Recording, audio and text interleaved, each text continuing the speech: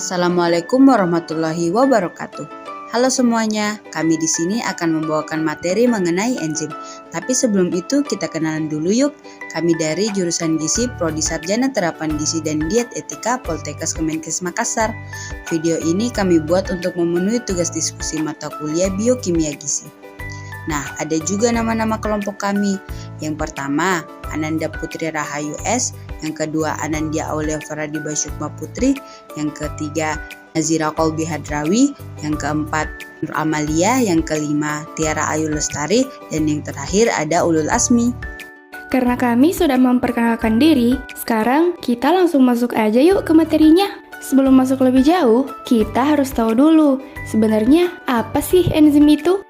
Dalam ilmu biologi, enzim didefinisikan sebagai biokatalisator yang berfungsi mempercepat reaksi biologis di dalam tubuh. Dengan adanya enzim, proses reaksi biologis di dalam tubuh bisa terjadi tanpa ikut bereaksi dengan substrat atau komponen yang akan dipecah oleh enzim.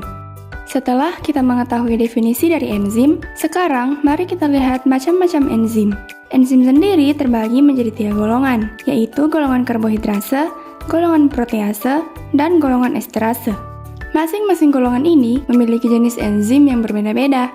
Yang pertama yaitu golongan karbohidrase yang terdiri dari enzim selulose, amilase, pektinase, maltosa, sukrosa, dan laktosa. Berikutnya yaitu golongan protease yang terdiri dari enzim pepsin, tripsin, enterokinase, peptidase, renin, dan gelatinase. Dan yang terakhir yaitu golongan esterase yang terdiri dari enzim lipase dan enzim fosfatase. Selanjutnya, fungsi macam-macam enzim. Yang pertama dari golongan enzim karbohidrase. 1. Enzim selulose berperan mengurai selulosa atau polisakarida menjadi senyawa salabiosa atau disakarida. 2.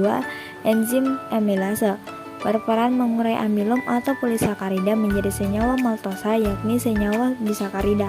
3. Enzim pektinase berperan mengurai pektin menjadi senyawa asam pektin. 4. Enzim maltosa berperan mengurai maltosa menjadi senyawa glukosa. 5. Enzim sukrosa berperan mengurai sukrosa menjadi senyawa glukosa dan juga fruktosa. 6. Enzim laktosa berperan mengurai senyawa laktosa menjadi senyawa glukosa dan juga galaktosa. Golongan kedua yaitu golongan enzim protease. 1. Enzim pepsin berperan memecah senyawa protein menjadi senyawa asam amino. 2. Enzim tripsin berperan mengurai pepton menjadi senyawa asam amino.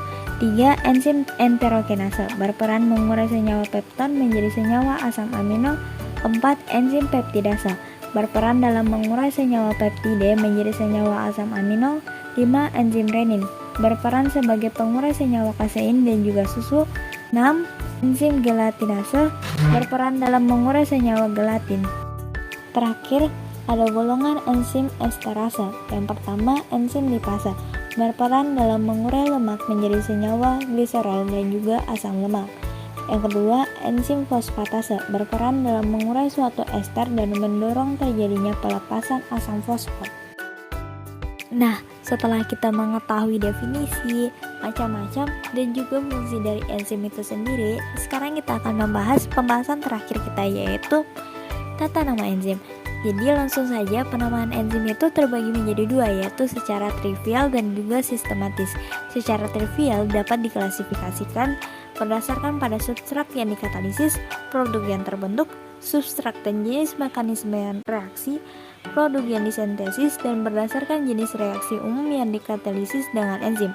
Penamaan berdasarkan sistem klasifikasi sesuai dengan Enzyme Commission atau IC dari International Union of Biochemistry or IUB. Baik, langsung saja kita lihat gimana sih tata nama enzim itu. Yang pertama, secara trivial. 1. Enzim berdasarkan substrat yang dikatalisis. Jadi nama enzim ini diakhiri dengan ase kecuali beberapa enzim proteolitik yang diakhiri dengan in, seperti papain, bromelin, dan juga pepsin. Yang kedua, ada enzim berdasarkan produk yang terbentuk karena aktivitas enzim.